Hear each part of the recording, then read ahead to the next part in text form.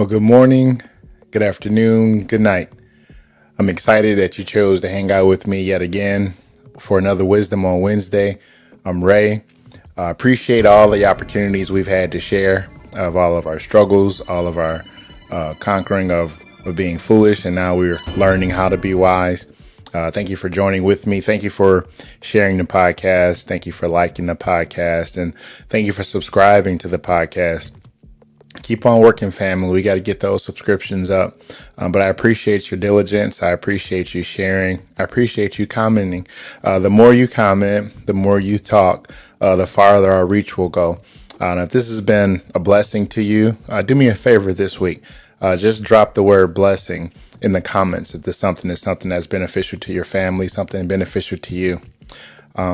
This week, as usual, I was praying on my way to the gym and asked the Lord, what will be something that would help us continue to walk this journey called wisdom? And I understood that I wanted to talk about this today. Wise people, that we have to embrace our new season. Wise people, we have to learn to embrace our new season. New seasons are scary. New seasons are difficult. New seasons just make you anxious. But I want to encourage you today that as the spring is coming upon us, we had a long, dreary winter. It seemed like spring would never come. But if you look at the wonders of the seasons changing right before our eyes, many times you may not be ready for a season to change, but your environment around you will change without you. So many times we've been holding back for seasons, environments, jobs, family loss, family gain, new relationships. Those things are changing around us, but we're the only ones standing still. So in order for you to embrace your new season, it doesn't mean you have to be in a place where you're happy about it all the time. Embracing doesn't mean that you're in a space where you're just exuberant with joy about this new that's in your life. New can make you feel paralyzed. New can make you feel like, am I making the right decision? New can make you question every aspect about your life. But I want to encourage you to embrace your new season. You see, because the environment around you is changing. The situations around you are changing. But if you embrace those situations, if you embrace the change, if you roll with the tide, not an Alabama fan, but if you continue to move with the flow, learn as you go. You see, many of us struggle with learning as we go because we've been drunk on being successful. Yeah, I said it. Many of us are still shining our trophies of all the good science projects that we achieved in the 5th grade. Yeah, you should be proud of yourself. But unfortunately, if you measure your whole life off your past achievements, you'll keep those same achievements before you and you'll always feel greater than or lesser than. I'm reminded by the Apostle Paul. He says, I'm forgetting those things that are behind me and I'm pressing on towards what's before me. That there's some things that I have to accomplish that are before me. But if I keep on looking in my rearview mirror and polishing all my accomplishments, I'll never embrace my new season. I'll never wake up in the morning excited about my new season because I'm still dreaming about my old season. I'm dreaming or dreading about the things that were good or the things that were bad. But there are some things, family, that you have to forget about your old season in order to embrace and fully live in this new season of life. You see, this new season for some people is changing. We're in spring season. We're in wedding season. There's a lot of things that are changing right now. And one of the greatest things you have to do as a wise person to understand it, as your seasons are changing, many things are changing that you're no longer making decisions just for you anymore. That as this change comes, a wise person recognizes that my say isn't the only say anymore. That I have to consider other people. Like all of my decisions don't only affect me anymore. That as I embrace my new season, my embracing of my new season will help others around me embrace their new season. You see what God just did there, wise people? If we're standing still, afraid, stalling out to move into our next season, how many people are actually watching us? Those things that we're the most insecure about, other people admire. Those things that we wish God had gave us a different gift. Other people are looking at us, cheering us on in silence, saying, go ahead, go ahead. I'm so proud of you. But I want to tell you today that I'm proud of you. Not necessarily how your last season started or how your last season ended, but I'm proud of you most of all because you weathered the storms, that you walked through that season with your head up. You might have came through with some bruises. You might have came through with some scars. You may have lost some people, but you made it. You may not have done everything that you sought out to do in that last season, but ultimately you woke up today looking forward to start your brand new season. So when you embark on this new season, I want you to see this picture that when you embrace someone, there's something that my wife and I find so phenomenal. When I'm not having my best day, she'll just come and she'll bury her head in my chest. When she's not having a good day, I'll just come upon her and just give her the biggest bear hug. Now, married people, we can call that hug or give me my snuggles, but ultimately it's an embrace.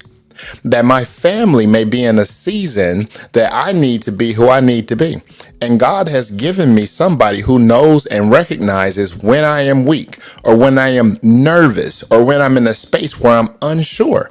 And she comes and embraces me. She embraces me to make sure that she may not be able to give me all the answers or all the comfort that I need, but she knows that if she embraces me, it helps me to embrace whatever I may be fearful about. So when you're looking at this new thing in front of you, family, I want you to picture yourself embracing it. Some of the best things that can ever happen to the human experience is touch. That when we're feeling lonely and we get isolated and we don't want to be around anybody, we long for an embrace.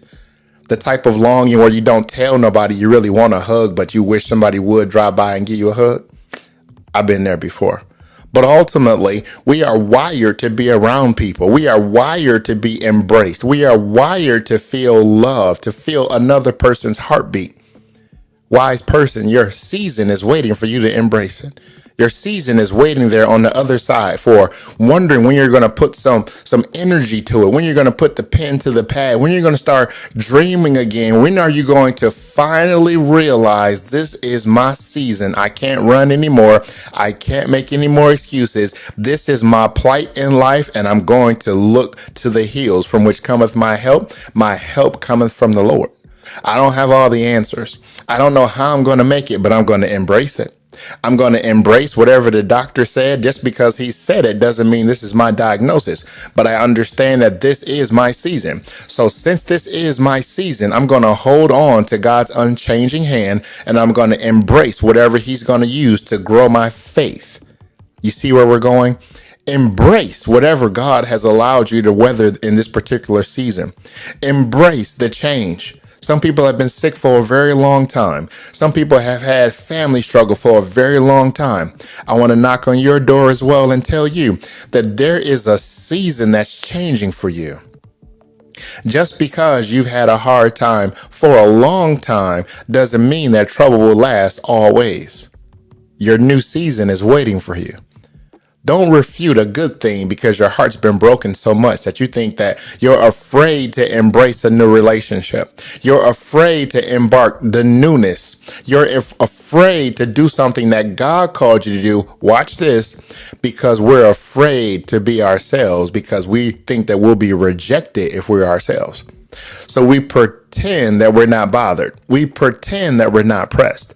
We pretend that we really don't want it. But deep down on the inside, that little boy, that little girl is waiting for somebody to introduce their new season. Well, friend, I'm encouraging you today that you need to look at that new season dead in the eye and say, I may not have all the skills. I may not have all the tools, but what I do have is my vision. And my vision is focused on where I'm trying to go.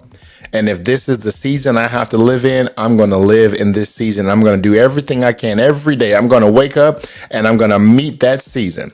Every day I'm going to get up and I'm going to meet that season. That season is going to get tired of me, or that season is going to get on my program. Don't be afraid of your new season. Embrace your new season. Because remember, everything that happens in your life is purposeful. And if a new season has come, that means the old season has ended. So family, Today, I encourage you to embrace your new season. Give it a big old bear hug and let it know you're welcome here. Even if it's hard, doesn't mean you're going to stay, but I'm embracing this season of my life. I'm not quitting. I'm not pulling the covers over my head. I'm moving forward because God allowed it. And since God allowed it, it must be useful for me. This is Ray with Wisdom on Wednesday. I pray that this word blesses you and encourages you. Have a wonderful week.